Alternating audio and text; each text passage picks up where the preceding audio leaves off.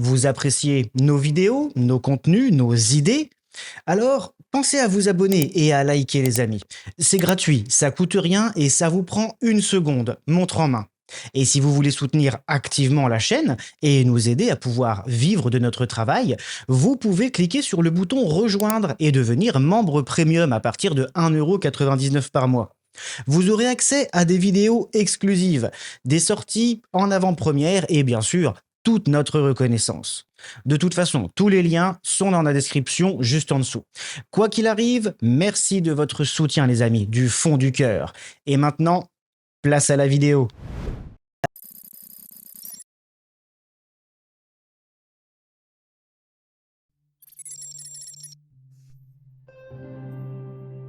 À la fin des années 70, les médias s'emparaient d'un dossier qui allait faire couler beaucoup d'encre. L'affaire Humo fut révélée au grand jour, et l'on ne compte plus les articles de presse, émissions de télévision ou de radio qui y ont consacré leur thème. Le dossier Humo, également identifié comme l'affaire Humit, concerne une correspondance écrite et téléphonique que des individus extraterrestres auraient entretenus à l'échelle planétaire durant des dizaines d'années avec des humains. Ce sont des Espagnols qui, à partir de 1975, dévoilent une infime partie des courriers et enregistrements téléphoniques dont ils disposent. L'affaire fait alors grand bruit et de nombreux scientifiques se penchent alors sur le contenu de ces documents. Rapidement, il fut avéré qu'un important réseau fut établi entre un groupe d'individus nommé Humit et d'innombrables personnes à travers différents pays. Des réseaux espagnols, français, allemands, canadiens, américains, russes et même australiens furent ainsi identifiés. Ces personnes contactées, généralement proches du milieu scientifique ou intellectuel, recevaient régulièrement, par courrier ou par téléphone, des messages provenant des Humites. Ce fut ainsi que des milliers de lettres dactylographiées furent mises au jour et sortirent des tiroirs du monde entier. Ces courriers regorgeaient d'informations concernant leurs mystérieux expéditeurs. Certaines grandes personnalités du monde scientifique, comme Jean-Pierre Petit ou Martine Castello, s'intéressèrent à ces documents. Et le long travail qu'ils effectuèrent sur des centaines de lettres, qui leur fut généreusement transmise, permit de dévoiler une histoire particulièrement intrigante. En effet, ces nombreux courriers contenaient des informations scientifiques, précises et techniques sur une civilisation extraterrestre présente sur Terre depuis les années 50. Ces lettres, écrites dans différentes langues en fonction des destinataires, apportèrent une foule d'informations sur ces fameuses Humites. Des textes complets traitaient de domaines aussi variés que la sociologie, la géologie, la morphologie, la technologie ou l'histoire des habitants de la planète Humo. D'après les informations transmises dans ces lettres, nous pouvons ainsi retracer point par point chaque détail de cette histoire. Tout commence en février 1934, quand un navire scientifique norvégien, situé près de Terre-Neuve, émit un message à haute fréquence en morse. Les ondes ainsi émises se propagèrent jusque dans l'espace. Ce signal traversa le cosmos en direction de la constellation de la Vierge et finit par atteindre la planète Humo, à plus de 14 années-lumière de la Terre, en 1948. La civilisation des Humites, qui demeure sur cet astre, comprit rapidement que cette émission d'ondes ne pouvait être naturelle et qu'elle résultait d'une forme avancée d'intelligence extra-humite. Les habitants de la planète Humo décidèrent donc d'envoyer un petit contingent sur la planète d'où avaient été émises ces ondes, afin de pratiquer une étude approfondie de cette civilisation dont ils n'avaient pas connaissance. C'est ainsi que le 28 mars 1950, dans le sud de la France, près de Digne-les-Bains et du village de la Javie, un aéronef extraterrestre en provenance de la planète Humo atterrit. Oui, effectivement, disons que l'histoire commence, bien entendu, en Espagne, pour ce qui est connu, jusqu'à l'heure d'aujourd'hui, mais la base de l'affaire Oumo commence à la Javie, dans les Alpes de Haute-Provence. Le 28 mars 1950, donc, un atterrissage a eu lieu dans les environs de la Javie. On dit environ 8 km de la Javie, c'est entre le sommet du Couard et le Cucullon. Bien entendu, nos recherches se sont passées de ce côté-là. On sait que les humites ont laissé un contingent d'extraterrestres sur Terre, et ce contingent-là a vécu environ à peu près 2 ans dans le département des Alpes de Haute-Provence, et divers phénomènes se sont passés pendant ce temps-là, c'est-à-dire qu'il y a eu un vol de compteur électrique dans une ferme nommée La Dépense, qui se situait à 4 km de la Javie. Alors tout ça, ça nous a fait faire des recherches vraiment très poussées. Toi et ton équipe du CE, vous êtes allés maintes fois sur place. Vous avez quand même constaté, dans l'époque récente, des choses un peu bizarres. D'abord, nous avons contacté la gendarmerie des Alpes de Haute-Provence, bien entendu à Digne, à une époque, et je ne citerai pas de nom pour ne pas mettre des personnes qui sont encore en service là-dedans, un capitaine de gendarmerie qui m'a dit, mais monsieur Warino, il y a eu, dans les années 75, avec monsieur Claude Poher, qui était le chef des sections fusées au CNES à ce moment-là, une reconnaissance dans le Cheval Blanc, dans les montagnes du Cheval Blanc, pour rechercher la grotte que les extraterrestres, que les humites auraient laissée avec du matériel humide. Et ce capitaine de gendarmerie m'a précisé que, effectivement, Claude Poher avait trouvé la grotte, plus le matériel qui s'y trouvait à l'intérieur encore à l'époque. C'est ainsi que des humites, membres d'une civilisation extraterrestre, se trouvaient désormais sur Terre. Le but de leur visite était d'étudier la biosphère, l'atmosphère et la culture humaine, sans toutefois interférer avec elle, et sans que cette étude n'affecte le devenir des habitants de cette planète. Après avoir longuement observé les hommes, les humites décidèrent d'entrer en contact avec eux dans le cadre d'une étude approfondie du comportement terrestre. Le mot d'ordre en provenance de la planète Oumo était que ce contact ne devait en aucun cas affecter la population étudiée. L'évolution et l'histoire de la civilisation humaine ne devaient sous aucun prétexte être impactées par l'étude réalisée. C'est ainsi que ces êtres extraterrestres décidèrent d'engager une correspondance écrite et téléphonique avec des individus sélectionnés dans différents pays, afin d'étudier à distance leurs réactions et leur comportement face aux informations transmises.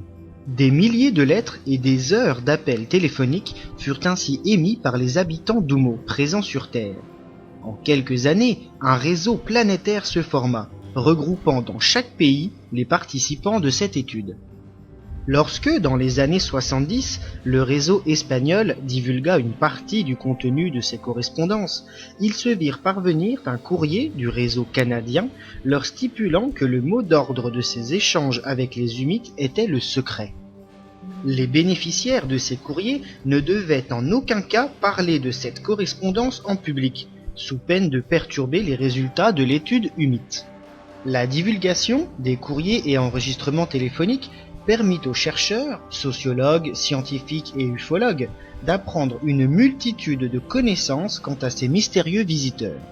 En effet, les informations transmises par les humites, extrêmement précises et techniques, nous dévoilent tous les secrets de cette civilisation extraterrestre. Les courriers reçus dans le monde entier, riches d'informations scientifiques de haut niveau, étaient enrichis de nombreux croquis et plans permettant une analyse poussée de ces informations. Et alors, d'abord, je voudrais préciser une chose, c'est en accord avec ma direction générale, je parle au nom de Jean-Pierre Petit, directeur. Et non pas du CNRS, on est d'accord. Et non pas du CNRS. Bon, je suis absolument pas marginal. Et ensuite, je veux dire, bon, enquête sur des extraterrestres qui sont déjà parmi nous. Ma position, moi, c'est que j'ai étudié pendant 15 ans un dossier, j'ai planché sur les données scientifiques qui étaient dedans, et j'en ai sorti une solution de l'équation d'Einstein, de la relativité générale. Donc c'était un travail d'un assez haut niveau, et j'aurais pas pu faire ce travail-là si j'avais pas eu ces données scientifiques présentes dans ces textes. Donc ceci, plus un certain nombre de faits qui sont racontés dans le livre, me laisse à penser que la probabilité pour que ce dossier soit d'origine terrienne me paraît faible. Vous voyez, la position des scientifiques, c'est pas je crois et c'est pas le présent. La probabilité me paraît faible. Maintenant, si un jour on pouvait m'amener les 5 pépés cosmologistes qui sont amusés pendant 28 ans à envoyer des documents et des informations scientifiques à titre de farce. Vous ne seriez pas gêné d'être confondu? Eh bien, je dirais, bon, à ce moment-là, vous m'avez manœuvré pendant 15 ans, chapeau. Simplement, je pense qu'il est peu probable que ça se produise. Mais... Alors, expliquez-moi pourquoi, parce que c'est vrai que votre théorie est très séduisante, bien entendu, mais pourquoi vous êtes persuadé que cette arrivée donc des extraterrestres s'est passée en 1950, pas très loin de Digne, etc. Ça n'est pas étonnant. Je suis pas persuadé. Vous voyez, il y a un tas de papier qui fait 400-2000 pages, dans lequel il y a deux choses. Il y a un aspect, si vous voulez, anecdotique, avec ce que ces textes racontent. Nous sommes arrivés en 50, nous avons fait ceci, nous avons fait cela. Ça, j'ai aucune preuve que ce soit vrai. Maintenant, la seule chose que je dis, moi, c'est que là-dedans, il y a des informations scientifiques de très haut niveau, solides, que la présomption donc du canular grossier me paraît peu probable, que la manipulation par un organisme en CIA aussi me paraît peu probable, et puis de quel côté qu'on tire les ficelles de ce dossier, on trouve des choses assez curieuses. Alors, vous savez comment sont les journalistes, ils aiment recouper leurs sources, j'imagine qu'un scientifique fait la même chose. Est-ce que vous êtes persuadé de l'origine de vos sources? D'abord, comment vous arrivez ces papiers, ces informations, ces messages? Je veux dire que ça a commencé il y a 15 ans. Un de mes collègues, qui était astronome, m'a dit, tiens, j'ai une vingtaine de feuillets, tapez la machine en espagnol. C'était Claude Poher du CNES qui s'était procuré ça. Et regarde, c'est assez amusant. Ce sont des dossiers qui sont signés par des gens qui prétendent venir d'une autre planète. Alors moi, j'ai accueilli ça avec le sourire. Je me suis plongé là-dedans et j'ai trouvé des informations technico-scientifiques qui me paraissaient relativement solide. Bon, j'en parle dans le livre sur des choses concernant la résistance des matériaux, la mécanique des fluides, etc. Alors, j'ai été tenté d'aller plus loin, et puis j'ai commencé à sortir de ça un petit peu d'informations scientifiques. Ça a orienté mes travaux. Puis je vous dis, j'aurais jamais rien publié si j'avais pas fait ce coup en 88-89 sur la relativité générale. Je veux dire qu'il y a quand même une chose, c'est qu'en 6 mois, je me suis recyclé en relativité générale et j'ai sorti un boulot, je dirais, au top niveau dans le domaine en 6 mois. C'est un peu court. Alors, donc ça ne se produit que quand on connaît la solution. Alors ça, on est bien persuadé de la qualité de vos travaux scientifiques. D'ailleurs, tous vos collègues les reconnaissent. Il n'y a jamais eu de contestation. Jamais personne nous a téléphoné en disant cet homme est un farceur. Mais là, quand vous nous dites que le 28 mars 1950 à 4h16 GMT sont arrivés dans les Alpes de Haute-Provence, aujourd'hui près de Digne, des petits hommes verts, qui n'étaient pas verts d'ailleurs du tout, mais qui sont des humides, des extraterrestres, on a besoin de vous croire. Et c'est pas moi qui dis ça. C'est pas moi qui dis ça. Je veux dire, ce sont ces documents qui le disent. Moi, je suis scientifique, je fais une analyse de contenu. J'ai raconté ce qui se trouvait dans ces documents, mais en le présentant comme tel. Alors, on parle plus de vous, on parle des documents maintenant. Oui, on parle donc, ces documents vous disent que ces êtres sont restés sur Terre, ils sont pas partis, et ils sont parmi nous. En faible quantité. Oui, quand on a un dossier comme ça, si c'est complètement farfelu, c'est pas crédible. S'il y a un contenu scientifique qui paraît un peu solide, alors à ce moment-là, examinons un petit peu ce que ça raconte. Alors, ce que ça raconte, c'est une arrivée sur Terre en 50, et puis une pénétration du système social terrestre, migration en Espagne, avec un certain nombre de choses qui sont racontées aussi dans le bouquin de Martin Castello. Qu'est-ce qui vous fait dire maintenant que les humides sont plutôt blonds et pas verts comme on croyait, qu'ils sont plutôt petits, qu'ils n'ont pas le sens artistique, qu'ils font des... Ça, je veux dire, il y a toute une description donc dont ils sont les auteurs, hein. On n'est pas allé sur place pour vérifier, quoi. Donc pigmentation de la peau, la taille, je crois qu'on n'en parle pas. Et moi, j'ai pas d'opinion là-dessus. Simplement, je trouve que derrière tout ça, il y a quelque chose qu'il faut décider, quoi. Qui sont les auteurs de ces documents? Vous dites quand même qu'ils ont une voix nasillarde, donc ils ont. Oui, alors ils expliquent dans un texte que les sons sont pas produits avec des cordes vocales, mais avec des replis pharyngés, et ça explique pourquoi à ce moment-là les fréquences sont différentes et pourquoi la production de son est différente. Ça cadre d'ailleurs avec cet enregistrement qu'on a entendu, quoi. Alors vous dites qu'ils ne sont pas très artistes, en effet, donc ils ont peu le sens artistique, mais qu'en revanche ils se livrent à des concerts d'odeur, parce qu'ils ont le sens olfactif. Je crois que là ils se trompent complètement sur ce que c'est que l'activité artistique, parce qu'un concert d'odeur c'est plutôt un truc sensuel, hein. Je veux dire, c'est pas exactement... J'ai pas beaucoup assisté à de concerts. Non, mais je crois que, je veux dire, dans ces documents il y a une chose amusante, c'est qu'il y a pratiquement pas de métaphore, il n'y a pas d'imaginaire, il n'y a pas d'imagination, il n'y a aucun humour. C'est dur d'écrire 500 pages comme ça, sans aucun humour. Il n'y a pas d'art plastique, il n'y a pas d'art musical. Alors je crois qu'ils se sont dit, bon, ben, on sait quand même faire des trucs avec les odeurs, donc ça doit être ça qu'on appelle l'art. Bon, alors ils ont une voix, ils ont un alphabet aussi, on va le voir un petit peu comme ça en titre avec Renaud Lévin-Kim. Et pendant que vous voyez cet alphabet, là vous avez pu le déchiffrer ou vous avez des idées? Rien du tout, je veux dire qu'il y a des ethnolinguistes qui se sont mis là-dessus, on s'amusait. Moi j'avoue, à chacun son métier. Je veux dire, dans cette masse, il y a des informations, mais dans tous les domaines. Je suis pas biologiste, donc j'ai pas commenté les documents de biologie. Moi j'ai commenté strictement ce sur quoi j'étais intervenu, c'est tout. Étudions point par point les spécificités des humites.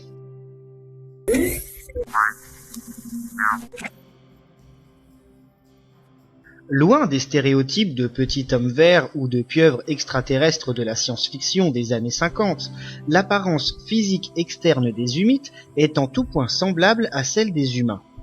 Ce sont des humanoïdes, bipèdes, dépourvus de poils sur l'ensemble du corps, à l'exception du sommet du crâne recouvert de cheveux.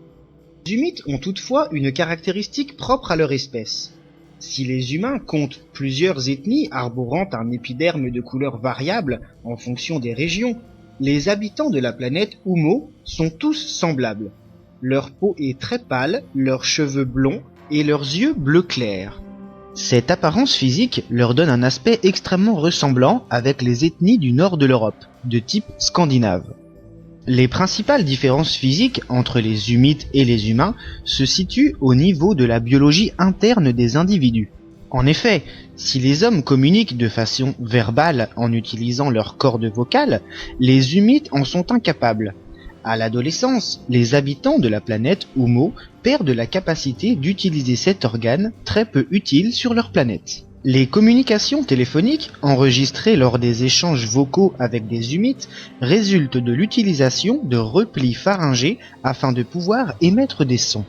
Cette technique, leur permettant de parler, a pour conséquence d'avoir une diction hachée, prononcée syllabe par syllabe avec une voix nasillarde. Il est également important de noter que si le sens premier des humains est la vue, celui des humites est l'odorat. Les odeurs ont donc une importance capitale chez ces individus, au même titre que la culture visuelle est indissociable de l'humanité.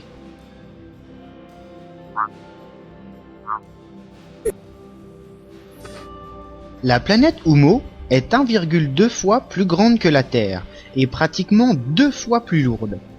Elle en est éloignée de 14,4 années-lumière et se situe dans la constellation de la Vierge. Cette planète possède la particularité d'orbiter autour d'une étoile double, et la gravité y est légèrement plus élevée que sur Terre. Oumo est un astre rocheux, orbitant autour de son étoile principale en un peu plus de 230 jours. Sa rotation sur elle-même s'effectue pour sa part en un peu plus de 30 heures terriennes, et 1 heure sur cette planète lointaine équivaut à un peu plus de 77 minutes terriennes. Ces unités de temps ne sont nullement celles utilisées par les humites. Il s'agit de la retranscription des mesures terriennes adaptées aux caractéristiques de la planète Oumo. La planète Oumo a pour particularité de ne posséder qu'un seul et unique continent, agrémenté de quelques archipels. Cette planète possède ainsi une face continentale et une face océanique. Oumo possède très peu de hautes chaînes de montagnes, mais plus de collines. On y recense quelques volcans, mais la principale différence géologique avec la Terre reste son absence de dérive de continents. Son atmosphère particulière et sa position astrale offrent de gigantesques et magnifiques aurores boréales, plus nombreuses et surtout beaucoup plus étendues que sur Terre. La diversité biologique de la planète Oumo est extrêmement réduite par rapport à celle de la Terre. L'explication tiendrait dans le fait que les conditions différentes d'exposition aux radiations solaires réduisent les mutations génétiques et donc la biodiversité.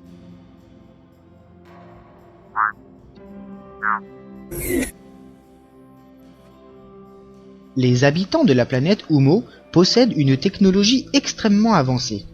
Ils maîtrisent non seulement les voyages interplanétaires, mais également la possibilité de passer d'un univers physique à un univers gémellaire à vitesse de la lumière variable. pouvant ainsi voyager dans le cosmos à des vitesses supérieures à celles de la lumière. De nombreux plans, fournis avec les lettres, traitent de leurs vaisseaux spatiaux. Les multiples détails permirent ainsi aux chercheurs humains, comme le russe Andreï Zakharov ou le français Jean-Pierre Petit, de mettre au point la technologie connue sur Terre comme la MHD, pour magnéto-hydrodynamique, ou l'art de se déplacer dans un fluide sans générer d'ondes de choc. Outre ces informations extrêmement détaillées et précises sur le plan scientifique, ces courriers offrent une multitude de détails sur la technologie quotidienne des humites. Par exemple, les véhicules se déplaçant sur le sol de la planète Oumo ne comportent pas de roues, mais un système de bras hydrauliques motorisés semblable au déplacement des insectes. Les lits des humites, par exemple, sont à usage unique et générés chaque jour avant d'être désagrégés après le réveil. Ils sont constitués d'une sorte de mousse biodégradable reposant en lévitation sur un socle magnétique. Mais le plus surprenant dans la technologie humite reste certainement leur maîtrise des nanotechnologies. En effet, les habitants de la planète Oumo sont passés maîtres dans l'art de produire des instruments mécaniques de la taille d'une molécule. La miniaturisation extrême de ces machines diverses leur permet de produire ou de décomposer des éléments physiques en modifiant les différents atomes et molécules qui les composent, comme un enfant jouant avec des briques de construction. Cette technologie avancée leur donne ainsi la possibilité de créer toute matière physique, comme la nourriture, les vêtements ou divers matériaux, sans nécessiter l'utilisation d'usines ou de machinerie massive. Les nanotechniciens mécaniques humites puisent ainsi dans des réserves de molécules ou d'atomes afin de générer la matière physique désirée. Par exemple, pour fabriquer de l'eau, la nanotechnologie des humites va utiliser une molécule d'oxygène sur laquelle 2 molécules d'hydrogène vont être greffées. Le résultat sera la création d'eau à partir de molécules simples. La technologie des humites est donc à nos yeux extrêmement avancée.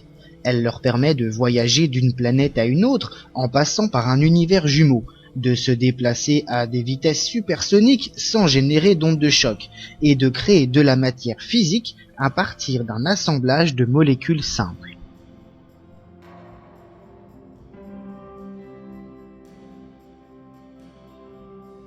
Si l'apparence physique et la planète des humites sont relativement proches de ce que l'on connaît sur Terre, leur civilisation et son fonctionnement social n'a pour sa part rien à voir avec celui des humains. Les habitants de la planète Oumo, tels que décrits longuement dans leurs lettres, forment une société unie et stable. L'intérêt collectif domine quoi qu'il arrive, et le ressenti personnel des individus reste secondaire. Les humites sont un peuple sage, humble, très érudit et terriblement respectueux. Discret et pacifique, leur devise pourrait être « Pour être heureux, vivons cachés ». À l'opposé de la vision matérialiste humaine, basée sur la consommation et la possession de biens, les humites se limitent à ce qui leur est strictement nécessaire.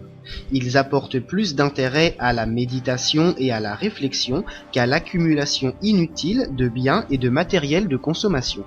Ce faisant, la pensée et la réflexion, qu'elles soient individuelles ou collectives, ont une part extrêmement importante dans la société humite. Le réseau social des habitants de la planète Oumo est également très différent de celui que nous connaissons sur Terre. Si les humains voient leur réseau social s'étendre à la famille et aux milieux socio-professionnels, les humites ont pour leur part un réseau social complexe, regroupant l'ensemble du peuple humite. Chaque individu partage ainsi ses expériences, ses connaissances et son savoir avec le reste de la population, participant à l'unification de l'identité humite et à l'intérêt collectif. Les habitants d'Oumo n'agissent jamais seuls ou de leur propre initiative. Ils respectent scrupuleusement les lois hiérarchiques en vigueur, visant toujours à valoriser l'intérêt de la société humite. Le groupe dans son ensemble ne doit jamais être secondaire face à l'individualisme. L'une des nombreuses différences du réseau social humite, comparé à celui des humains, est celui de la peine judiciaire. Si les humains se voient généralement contraints à une peine d'emprisonnement, enfermés dans un environnement clos, étroit et généralement sombre à l'égard du reste de la société, les Humites, quant à eux, ont développé un châtiment radicalement différent. Les habitants d'Oumo, jugés de fautes graves, se voient alors enfermés dans une enceinte transparente, exposés à la lumière du jour, au regard de tous et complètement nus. Cette punition semble être pour ce peuple une humiliation totale, seule façon de racheter la faute commise aux yeux de la société humite. Un autre point du fonctionnement social de ce peuple extrêmement différent de celui des humains est la prépondérance à la capacité des individus. En effet, si sur Terre, l'âge et le sexe prédominent quant au choix de la position hiérarchique dans le milieu professionnel, sur Humo, seules les capacités des individus sont prises en considération. De ce fait, il est totalement possible et courant chez les Humites de voir par exemple une jeune femme de 19 ans commander et être responsable d'un groupe d'hommes de 40 ou 50 ans, à partir du moment où ses capacités et ses connaissances démontrent que ses compétences leur sont supérieures. Ce dernier exemple démontre clairement la priorité pour les Humites de la réussite du groupe par rapport à celle de l'individu. L'affaire Oumo est donc aussi complexe que passionnante. Si personne n'a été en mesure depuis plus de 40 ans de prouver que ceci était parfaitement authentique, personne n'a pour autant pu démontrer que cela résultait d'un gigantesque canular. Précisons tout de même que des études poussées réalisées par des experts dans les domaines de la biologie, de la cosmologie, de la physique et de la linguistique ont toutes démontré que les explications fournies dans ces documents étaient parfaitement réalistes et cohérentes. Libre à chacun de se forger son opinion quant à ce dossier Oumo. Mais les centaines de lettres envoyées de par le monde et les multiples informations qu'elles contiennent ont directement influencé les recherches et les connaissances des hommes dans les années 70 et 80, avec des résultats novateurs en physique, en cosmologie et en mécanique. Vous allez maintenant entendre une voix enregistrée en 1966 à Madrid. Il s'agit d'une brève conversation téléphonique en espagnol d'origine humite. Cette séquence sonore fut analysée en 1975 par un expert acoustique qui démontra que la voix que l'on entend n'est pas d'origine humaine.